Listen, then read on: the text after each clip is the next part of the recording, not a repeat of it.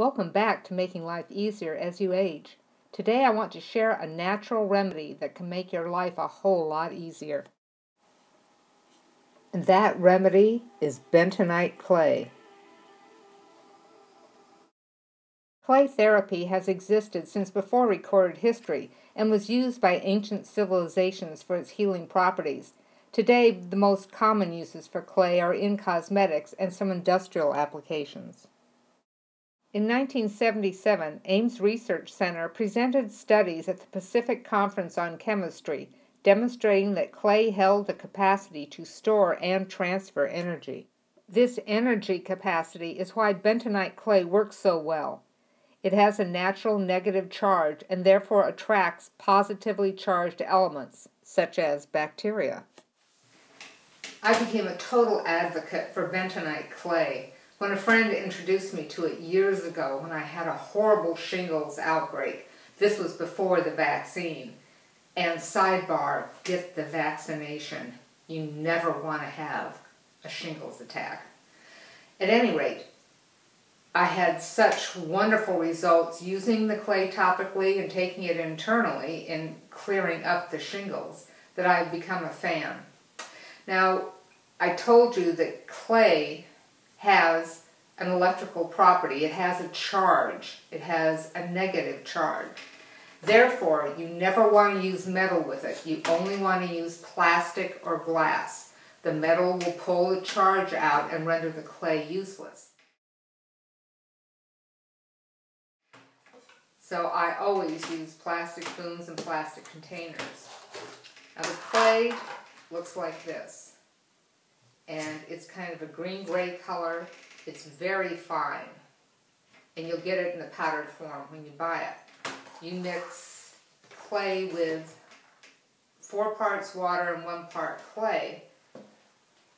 You don't even have to stir it up. Just put them in a container together, the water and the clay. Let it stand for 24 hours. And you get what is known as gelled clay. Now this clay, now you can spread this on your skin. As thin or as thick as you like.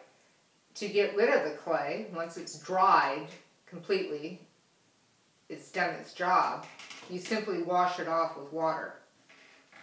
Now, clay won't stain your clothing and it won't stain your sheets. I use the gelled clay mainly for bug bites. And this is what happens most often because I work a lot in the yard and I get bitten a lot. I've also used it for wasp stings, and oh my gosh, because I really react to wasp stings. Getting the stinger out and putting this on immediately, I have no reaction, no swelling and no pain.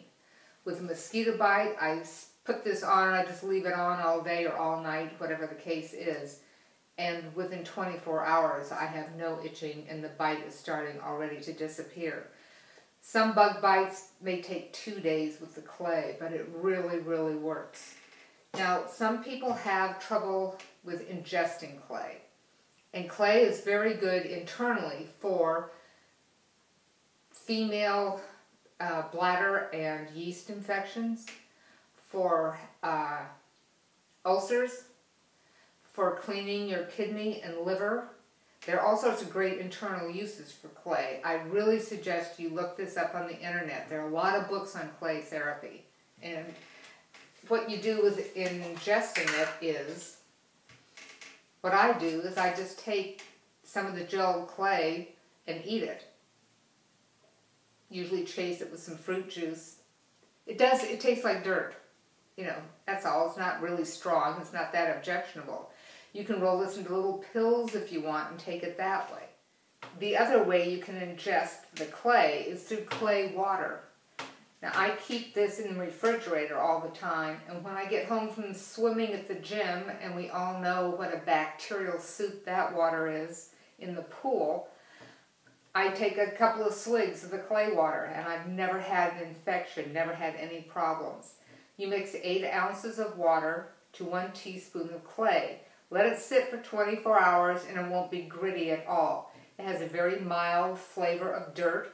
If you keep it refrigerated, it doesn't even have that.